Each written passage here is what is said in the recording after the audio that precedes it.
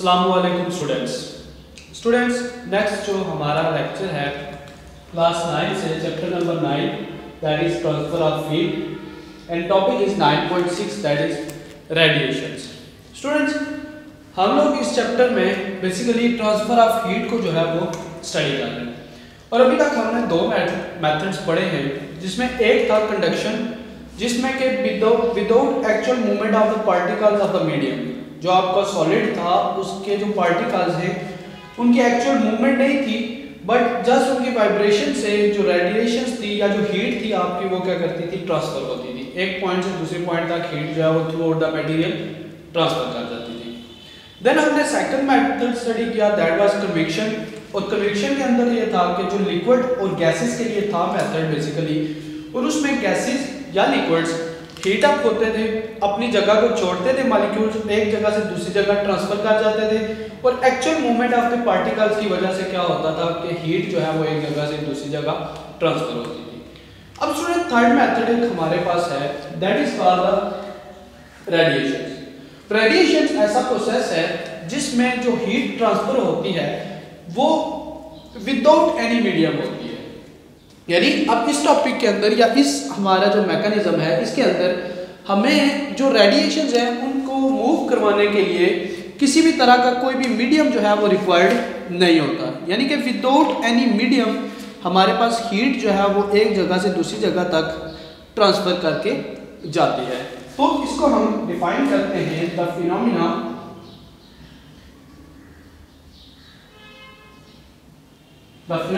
In which heat transfer from one place to another without any material medium। अब heat को एक जगह से दूसरी जगह अगर ट्रांसफर होना है तो उसके लिए उसको किसी भी मीडियम की जो जरूरत है वो नहीं पेश आती। तो इस तरह का जो ट्रांसफर ऑफ हीट होता है that phenomena is called basically radiations. Radiations की कुछ एग्जांपल्स हैं हमारी डेली लाइफ में। जो मेन एक एग्जांपल है वो ये है कि heat from sun to earth. तो मेन एग्जांपल जो है हमारे पास दैट इज की जो हीट है हमारे पास सूरज से जमीन तक आती है। कहा यह जाता है, अब बंदा सवाल भी कर सकता है कि देखिए जी जमीन से अगर सूरज से जमीन तक आ रही है लाइट तो बीच में हवा तो है और हवा तो एक मीडियम है, तो इसका मतलब है कि लाइट जो है या हीट जो आती है हमारे तक वो क्या आती है थ्रू मीडियम आती है। But students as you know यहाँ पे अगर हमारे पास कहीं पे सन है और यहाँ कहीं हमारे पास क्या है कि अर्थ है। एज नो अर्थ के इर्द गिर्द ये एक एरिया होता है और उसके आउट जब हम जाते हैं तो ये जो जगह है सारी इसको हम स्पेस या खला कहते हैं और खला के अंदर एज कोई जरा सी भी हवा मौजूद नहीं होती है, कोई गैस नहीं है, कोई चीज नहीं है, कोई मीडियम नहीं है वहाँ। अब सूरज की रोशनी यहाँ से स्टार्ट होती है यहाँ तक इस मीडियम को क्रॉस करती है और फिर यहाँ पर इस अर्थ के अंदर जो है वो या अर्थ के सरफेस में एंटर होकर इस अर्थ तक पहुंचती है। तो ये वाली जो जगह थी यहाँ बीच की ये सारी क्या थी स्पेस की खाली जगह थी, कोई मीडियम वहाँ पे नहीं था। बट उसके बावजूद भी वहाँ से लाइट क्या हुई है कि गुजर के या हीट जो है वो गुजर के हम तक आई है। तो ये जो प्रोसेस होता है जिसमें हीट को एक जगह से दूसरी जगह तक पास होने के लिए किसी मीडियम की जरूरत नहीं होती है, दैट प्रोसेस या दैट फिनोमेना या that mechanism is called radiations. तो radiation is the only process that does not need any medium for transfer of energy. तो इसमें जो आपके पास एनर्जी है यानी हीट है एक जगह से दूसरी जगह ट्रांसफर होती है वो विदाउट एनी मीडियम होती है। फर्स्ट पॉइंट ये है हमारे पास। देन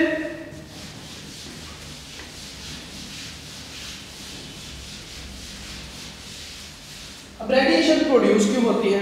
वो होती है टेम्परेचर की वजह से। जमीन का टेम्परेचर कम है, सूरज का टेम्परेचर बहुत ज्यादा है, तो हाई टेम्परेचर की वजह से क्या होता है कि रेडिएशंस एमिट होती हैं या मूव करती हैं।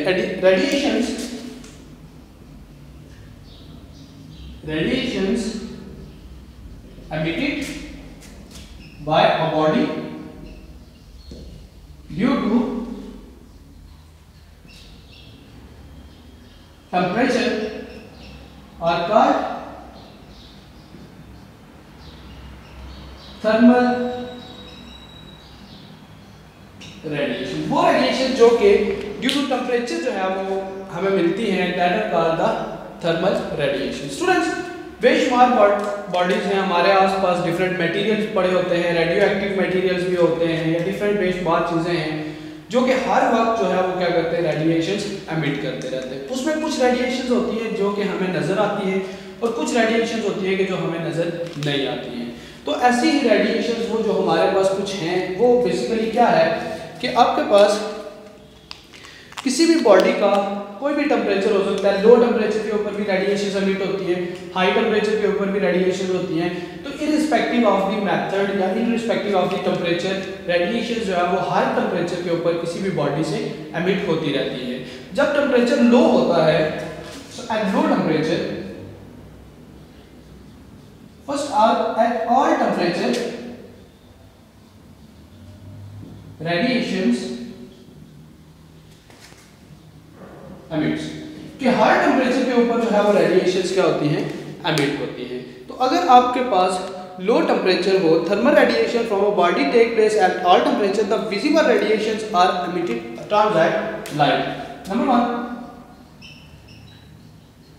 विजिबल रेडिएशंस, बल्ब की रोशनी हम तक आ रही है, these are also the radiations. Bulb को, रोशनी को हम तक आने के लिए मीडियम नहीं चाहिए।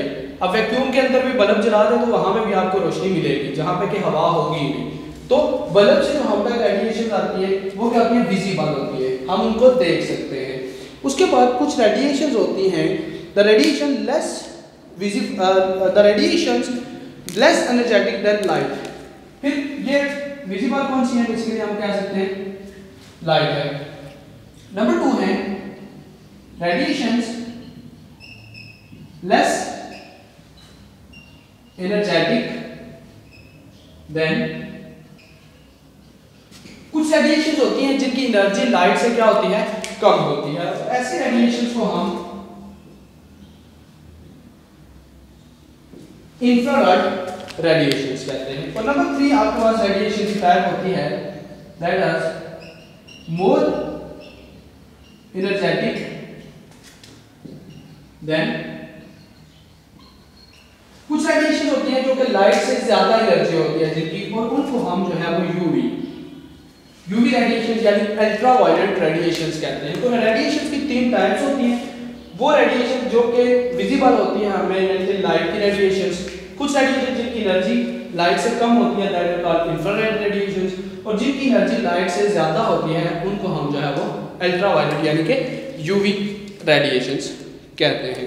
तो हॉट ऑब्जेक्ट्स होते हैं जिनका टेम्परेचर ज़्यादा होता है वो हमेशा यानी अल्ट्रावायलेट या विजिबल रेडिएशंस को एमिट करते हैं, और ऐसे लाइट्स या ऐसे बॉडीज जिनका टेम्परेचर कम होता है वो हमें इंफ्रारेड रेडिएशंस एमिट करते हैं। तो लो टेम्परेचर के ऊपर यानी कि ये जो रेडिएशंस हैं इंफ्रारेड, ये लो टेम्परेचर रेडिएशंस होती हैं, और ये जो दोनों हैं यानी कि आपके पास ये लाइट और अल्ट्रावायलेट, ये दोनों जो होती है ये हाई टेम्परेचर रेडिएशन होती है।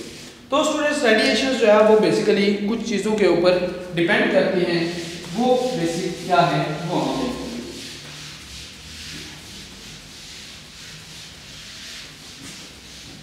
जो रेडिएशन की एमिशन होती है that depends upon different factors. तो radiation depends upon, number 1, nature of surface. जिस सरफेस से या जिस जगह से रेडिएशन एमिट हो रही है उसकी जो नेचर है बेसिकली वो क्या है, यानी कि नेचर उसकी जो है वो क्या है, लाइक उसका आप कह सकते हैं कि कलर कैसा है। अक्सर देखिए ब्लैक कलर बहुत ज़्यादा रेडिएशन अब्सॉर्ब करता है, वाइट कलर ज़्यादा रेडिएशन एमिट करता है।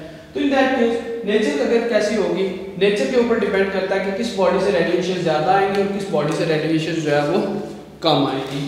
Number 2, surface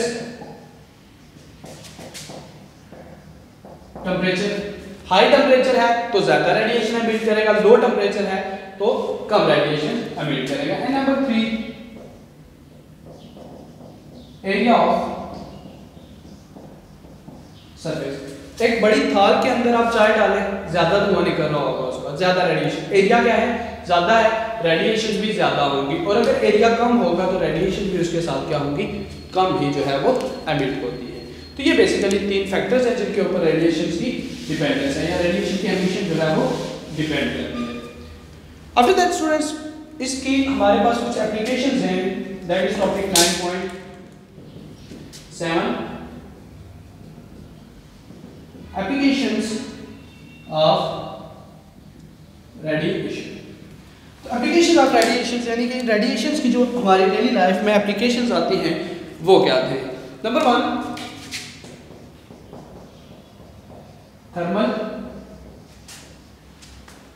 thermal I of A retinal slate.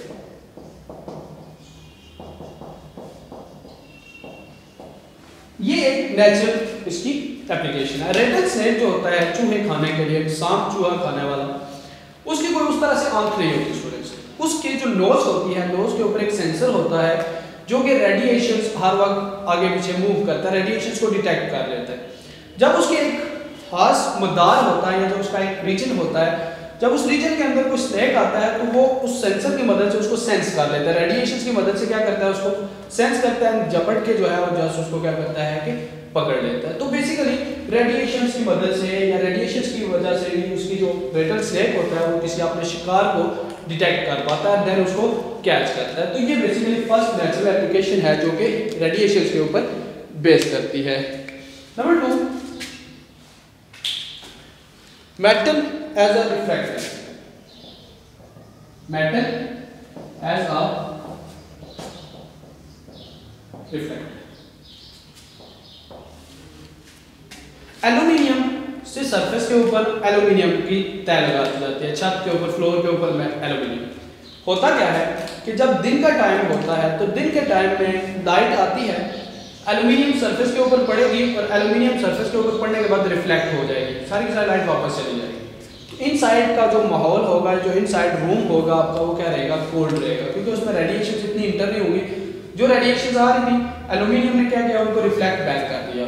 उसकी वजह से रूम का जो टेम्परेचर है मॉडरेट रहेगा, जितना टेम्परेचर इनसाइड है वो आपका मेंटेन रहेगा, और उसकी वजह से क्या होगा कि रेडिएशन अंदर और नहीं आएंगी, आपका गर्म नहीं होगा, कूल रहेगा आपका जो इनसाइड का एनवायरनमेंट होगा। इन द नाइट टाइम क्या होता है कि जो अंदर आपका टेम्परेचर, जाहिर सी बात है आउटसाइड का टेम्परेचर रात को क्या होता है, ठंडा हो जाता है, गर्म कम हो जाता है, और इनसाइड रूम के अंदर की तरफ जो टेम्परेचर होता है वो क्या होता है, ऐसे हाई होता है। तो अंदर की तरफ से जो रेडिएशन बाहर जाना जाएंगे, वहां पे वही मेटल शीट लगी हुई है और वो अंदर की रेडिएशन को क्या करेगा, वापस अंदर की तरफ ही रिफ्लेक्ट कर देगा। तो रेडिएशन की जो रिफ्लेक्शन होगी, वो रिफ्लेक्शन की वजह से जो रूम का टेम्परेचर है उसको क्या किया जाता है, मेंटेन किया जाता है। डे टाइम में उसको कूल रखा जाता है एंड नाइट टाइम में उसको जो है वो वार्म रखा जाता है, और वो होता है किसकी वजह से, रेडिएशन की वजह से। Then number 3 is thermos flask. हमारे घरों में चाय वगैरह डालने के लिए थर्मोस फ्लास्क रखा जाता है। अब सुनो, थर्मोस फ्लास्क जो होता है बेसिकली, अगर आपने उसको कभी अंदर की तरफ से देखा हो तो अंदर की तरफ उसकी तय जो होती है चमकीली होती है, रिफ्लेक्टिव होती है, रेडिएशन उसके ऊपर पड़ती हैं, रिफ्लेक्ट बैक होती रहती है। दूसरा, जब गर्म होता है तो गर्म और रेडिएशन आउट जाने की कोशिश करती है, रिफ्लेक्ट बैक, सरफेस के ऊपर पड़ी, रिफ्लेक्ट बैक होगी, तो वापस वो रेडिएशन क्या होती है, उसी चाय के अंदर ही वहीं पे रहती है, वहाँ पे आउटसाइड मूव नहीं करती है। तो ये रिफ्लेक्टिव जो मटेरियल लगाया जाता है बेसिकली, वो रेडिएशन को रिफ्लेक्ट बैक करवाने के लिए वहाँ पे यूज किया जाता है। अगर थर्मोस फ्लास्क को कंप्लीटली आप देखें तो बेसिकली थर्मोस फ्लास्क के अंदर 3 प्रोसेस होते हैं, कंडक्शन भी, कन्वेक्शन भी और रेडिएशन। थर्मोस फ्लास्क के अंदर ये तीनों प्रोसेस कैसे होते हैं? कंडक्शन, बाहर का जो सरफेस होता है यानी कि उस आपका जो थर्मोस फ्लास्क होता है, अगर आपने देखा हो तो वो रबड़ का बनाया जाता है, ताकि क्या हो कि बाहर कोई चीज जो है वो मूव करके ना जाए, वहां से लाइट मींस आपका इंसुलेटर लगाया जाता है एक तरह का, कन्वेक्शन प्रोसेस की कंडक्शन प्रोसेस, क्या कन्वेक्शन के लिए क्या किया जाता है कि बीच में एक इंसुलेशन रखी जाती है खाली जगह, वहां से हीट जब बाहर की तरफ जाने की कोशिश करती है तो हीट जो है उसको जगह नहीं मिलती, मॉलिक्यूल दूर दूर होते हैं, कन्वेक्शन भी प्रोसेस वहां पे नहीं हो सकता। रेडिएशन इनसाइड का जो सारा प्रोसेस होता है उसका वो बेसिकली जो है वो क्या रखा जाता है, उसका हमेशा रिफ्लेक्टिव रखा जाता है। तो ये तीनों प्रोसेस मिलते हैं तो एक थर्मोस फ्लास्क के अंदर चाय वगैरह या जो भी पानी आप डालते हैं वो क्या होता है, गर्म रहता है। तो ये बेसिकली स्टूडेंट्स तीन डिफरेंट एप्लीकेशंस हैं हमारी डेली लाइफ में जो कि रेडिएशन से रिलेटेड है।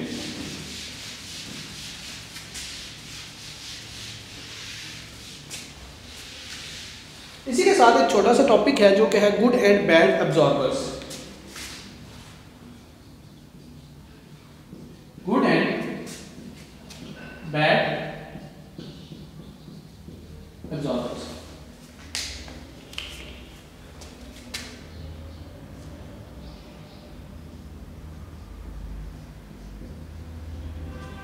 Cup of T, cup of T basically क्या है, यहां पे हाई टेम्परेचर है, रेडिएशंस बाहर जा रही है, यहां पे जो बाहर की ठंडी रेडिएशंस यानी ठंडी होंगी वो सारी क्या होंगी, इसका आपकी तरफ आ रही है। तो जो चीज ये जो प्रोसेस इसकी तरफ हो रहा है, ये कप ऑफ टी क्या कर रहे हैं, इनको एब्जॉर्ब कर रहे हैं, और ये जो प्रोसेस कर रही है क्या कर रहे हैं, इनको एमिट कर रहे हैं। तो जो चीज जितनी ज्यादा रेडिएशंस को एब्जॉर्ब करती है उतनी ही ज्यादा चीजों को क्या करती है, रेडिएशंस को एमिट करती है। यानी कि गुड एब्जॉर्बर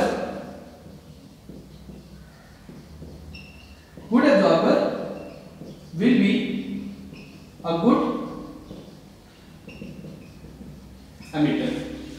जो जितनी ज्यादा रेडिएशन को एब्जॉर्ब करेगा उतनी ज्यादा उसका टेंपरेचर इंक्रीज होगा और उतनी ज्यादा रेडिएशन पे क्या करेगा, एमिट भी करेगा। ठीक है, तो ये basically good absorber, good and bad absorber, यानी कि गुड एमिटर है अगर तो गुड एब्जॉर्बर भी है, और अगर बैड एब्जॉर्बर है तो वो बैड एमिटर भी होगा। तो ये basically good and bad absorber का जो आपका मैकेनिज्म है कि good absorber are good radiators and poor absorbers are poor radiator. जो अच्छी तरह से ज्यादा रेडिएशन एब्जॉर्ब करेगा उतनी रेडिएशन वो एमिट भी करेगा, जो कम रेडिएशन एब्जॉर्ब करेगा वो उतनी कम रेडिएशन एमिट भी करेगा।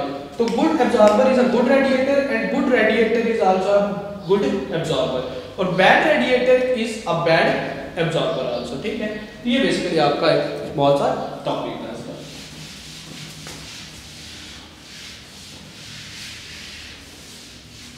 तो स्टूडेंट्स ये आज का हमारा टॉपिक था जिसमें कि हमने रेडिएशंस को पढ़ा कि रेडिएशंस है क्या चीज़ें, रेडिएशंस किस तरह से प्रोड्यूस होती है, डिफरेंट टाइप की रेडिएशंस है क्या, और उनकी हमारी डेली लाइफ के अंदर एप्लीकेशंस क्या हैं, और रेडिएशंस एमिट करना या एब्जॉर्ब करने वाले जो प्रोसेस होता है या जो मटेरियल्स होते हैं वो किस तरह से हम उनको एब्जॉर्बेशन और उनकी एमिशन को किस तरह से स्टडी करते हैं। गुड एब्जॉर्बर, गुड एमिटर या रेडिएटर बेसिकली क्या चीज़ होता है। होप सो कि ये लेक्चर आपको क्लियर होगा। अगर इससे रिलेटेड आपके पास कोई क्वेश्चन है तो वो आप कमेंट सेक्शन में पूछ सकते हैं। इंशाल्लाह I will answer your questions. Thank you so much.